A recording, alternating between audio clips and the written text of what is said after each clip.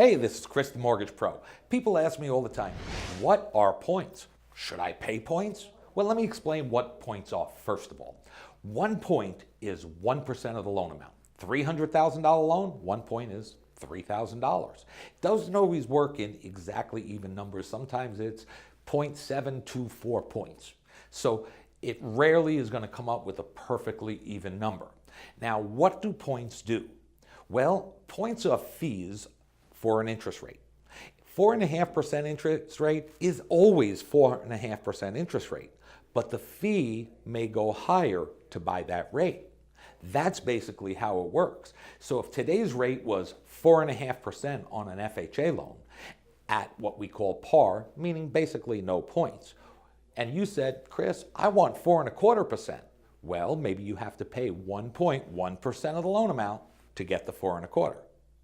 And maybe you have to pay 2 points to go down to 4%. So it always works on a sliding scale.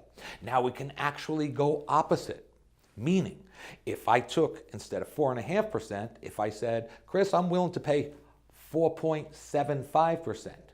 At 4.75%, maybe I get a point credit, which means we lower your closing costs by that 1%. So there's always numbers to evaluate. Now, I am a walking calculator, so I can help you figure these numbers out.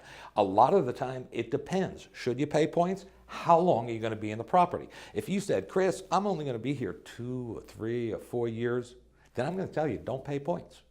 But if you said, Chris, I'm going to be here for 15 years, well, there's a good chance that paying points, hey, you're going to pay that money up front, but you're going to save an extra $100 or $200 a month in order to do that.